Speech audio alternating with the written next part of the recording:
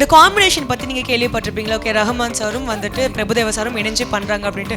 அப்போ உங்களுக்கு முதல்ல உங்கள் எண்ணத்தில் வந்த ஒரு விஷயம்னா அது என்னவா இருக்கும்? இன்னொன்று ஏஆர் ரஹ்மான் சாரோட இசையில் நம்ம முகத்தெல்லாம் அவர் பார்க்குறாரு, அதே பெரிய சந்தோஷம். ஒரு கேரக்டர் தான் வருவார்னு நினச்சேன், ஆனால் இதில் வந்து பல கேரக்டராக சொன்னார். அந்த 16 ஏதாவது ஒரு கேரக்டர் நம்மளை காப்பாற்றிடும் அதில் வர கேரக்டர்னு. ஆனால் 16 கேரக்டரும்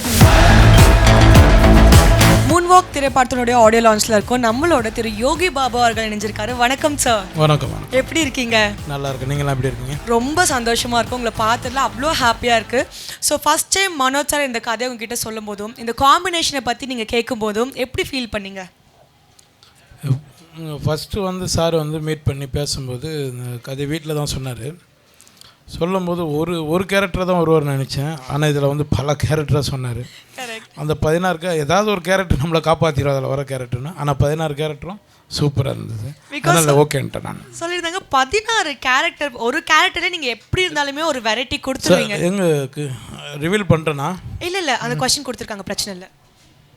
ஸோ பொதுவாகவே வந்துட்டு ஒரு கேரக்டர்னாலே நீங்கள் ஏதாச்சும் ஒரு புதுமையாக ஏதாச்சும் ஒன்று பண்ணிடுவீங்க. இதில் வந்துட்டு 16 டிஃப்ரெண்ட் கேரக்டர்ஸ்ன்றப்போ உங்களுக்கு அது ஏதாச்சும் ஒரு விதத்தில் கஷ்டமாக இருந்துச்சா? அதெல்லாம் ஒன்றுமே இல்லைங்க. எல்லாம் நம்ம ஆளுங்க அவங்களாம் பார்த்து அனுபவப்பட்ட கேரக்டர் தான் எல்லாமே. அதனால் எந்த ஒரு ரியல் லைஃப் எக்ஸ்பீரியன்ஸ் மாதிரி அதெல்லாம். உங்களுக்கு இந்த செட்டில் இருந்த ஃபேவரட் மெமரின்னா என்ன சார் சொல்வீங்க? அவர் சாரோட சிரிப்பு, டைரக்டரோட சிரிப்பு, மனோஜ் சாரோட சிரிப்பு எப்போவுமே சிரிச்சுட்டே இருப்பார். அதான் எங்களுக்கு. ஸோ உங்களுக்கு வந்துட்டு நீங்கள் இந்த காம்பினேஷன் பற்றி நீங்கள் கேள்விப்பட்டிருப்பீங்களா? ஓகே, ரஹ்மான் சாரும் வந்துட்டு பிரபுதேவா சாரும் இணைஞ்சு பண்ணுறாங்க அப்படின்ட்டு. அப்போ உங்களுக்கு முதல்ல உங்கள் எண்ணத்தில் வந்த ஒரு விஷயம்னா அது என்னவா இருக்கும்? அவங்க 2 பேரும் வந்து ஜீனியஸ்.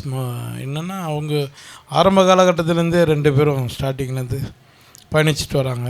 இப்போ இடையில நம்ம வந்து அவங்களோட ஜாயின் பண்ணுறது ரொம்ப சந்தோஷமாக இருக்குது.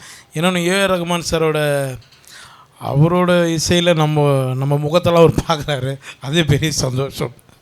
ஸோ இது வந்துட்டு ஒரு மியூசிக்கல் டான்ஸ் நம்பராக இருக்குது, காமெடி நிறையவே இருக்குது. இதில் யோகி பாபு சார் வந்துட்டு ஏதாச்சும் டான்ஸ் நம்பருக்கு பர்ஃபார்ம் பண்ணியிருக்காரா? படத்தில் கேட்குறீங்களா? படத்தில் அங்கங்கே ஒன்று டைரக்டர் பண்ண சொல்லியிருக்காரு, மாஸ்டர் சொல்லி கொடுத்துருக்காங்க, அங்கங்கே இருக்குங்க. சரி சரி, பயங்கரமாக ஒரு பர்ஃபார்மன்ஸ் காத்துட்டு இருக்கு உங்ககிட்ட இருக்கு. எஸ் சார், ரஹ்மான் சாரோட பிறந்தநாள் வருது. ஸோ உங்கள் ஸ்டைலில் அவருக்கு வந்துட்டு ஒரு விஷஸ் சொல்லணும்னா எப்படி சொல்வீங்க?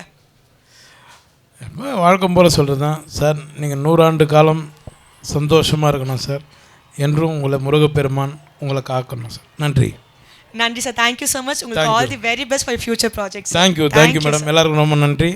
Advance happy Pongal. தேங்க்யூ.